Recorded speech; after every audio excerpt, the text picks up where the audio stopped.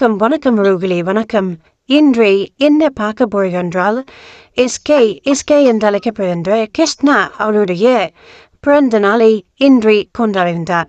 தனக்குத்தானே மாலை போடும் வகையில் பிறந்த நாள் கொண்டாடத்தினை தயார் செய்து வீடியோவாக்கி வெளியிட்டுள்ளார். இவர் தன்னுடைய பிறந்த நாளை ஏன் இவ்வளவு விமர்சையாக மக்களுக்கு காண்பிக்க வேணும் என்று நினைக்கின்றீர்கள்? இவர் தன்னுடைய பிறநாளை காண்பிப்பதன் மூலம் புலம்பெயர் உறவுகள் அவர் மேல் உள்ள அன்பினால் பணம் அனுப்புவார்கள். ஒவ்வொரு வருடமும் தன்னுடைய பிறந்த நாளை ஞாபகம் வைத்து அவருக்கு பணம் அனுப்புவார்கள் என்கின்ற நம்பிக்கையில் அவர் மீண்டும் மீண்டும் ஒவ்வொரு வருடமும் தன்னுடைய பிறந்த நாளை சிறப்பாக கொண்டாடி அதனை காணொலியாக்கி காண்பிக்கின்றார். இதில் முக்கியமான விடயம் என்னவென்றால், அனைத்து பணங்களும் புலம்பெயர் தேசத்தில் அவருடைய பிசுவைகளால் அனுப்பப்படுகின்ற பணங்களாக தெரிகின்றது.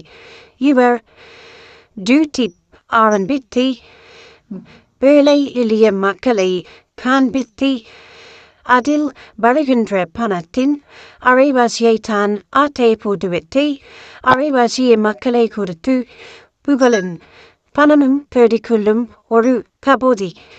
இவர் செய்கின்ற இந்த செயல்பாடு புலம்பெயர் தேசத்து மக்களுக்கு நல்லவராகவே காண்பித்துக் கொண்டு இருக்கின்றார்.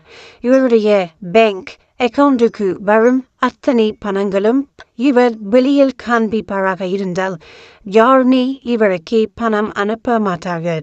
எங்களுடைய நாட்டு மக்களை பார்க்கும் வகையில் சுவாரஸ்யமாக பேசி மக்களை மயக்கி வீடியோ காணொலி தயார் செய்கின்றார். இதில் மயங்கியவர்கள் ஆன்டிமார், குடும்பத்தின் வேலை வெற்றிக்கு போகாத நபர்கள், நாடகங்கள், சினிமா படங்களை பார்ப்பதை தவிர்த்துவிட்டு இவர்களுடைய நாடகங்களை பார்த்து ரசித்துக் கொண்டு இருக்கின்றார்கள். இதற்கு என்ன முடிவு? மக்கள் இவர்களுடைய காணொலிகளை பார்ப்பதை தவிர்த்துக் கொள்ள வேண்டும். இவர்களுக்கான சட்ட நடவடிக்கை எடுப்பதற்கு நாங்களும் முயற்சி எடுத்துக் கொண்டிருக்கின்றோம். எனவே இவர்கள் கம்பி என்னும் காலம் வெகு விரைவில் வரும். இவர் நன்மை செய்வதாக ஊறிக்கொண்டு மக்களை ஏமாற்றும் செயல்பாடு தண்டனைக்குரிய குற்றமாக அமைகின்றது. காணொலிகளை பதிவேற்றம் செய்வது நல்லது, ஆனால் மக்களை காண்பித்து ஏமாற்றும் செயல்பாடு குற்றத்துக்குரிய செயல்பாடு. எனவே இவருடைய பிறந்த நாளை முன்னிட்டு இவருக்கு கிடைத்த பணத்தின் தொகை எங்களுடைய இன்டெலிஜென்ட் குரூப்பின் தகவலின்படி 72 லட்சங்களுக்கு மேலாக கிடைக்கப்பெற்றுள்ளது. அத்தனையும் புலம்பெயர் தேசத்தில் இருக்கின்ற மக்கள் அனுப்பின பணம் என்று கூற முடியும். இவர் யார்? அவருடைய குடும்பத்தினர் கள்ளமாடி களவடுத்தி விட்ட காவல்துறை பதிவுகளும் இருக்கின்றது. இன்று இவர் நல்லவர் போல் வேஷம் காட்டி நடிப்பது மக்களுக்கு தெரியாது. இவருடைய ஜாதி மரம் ஏறி தேங்காய் பறிக்கும் ஜாதியாகும். அதாவது நல்ல ஜாதி என்று கூறுவார்கள். ஜாதி எங்களுக்கு தேவையில்லை.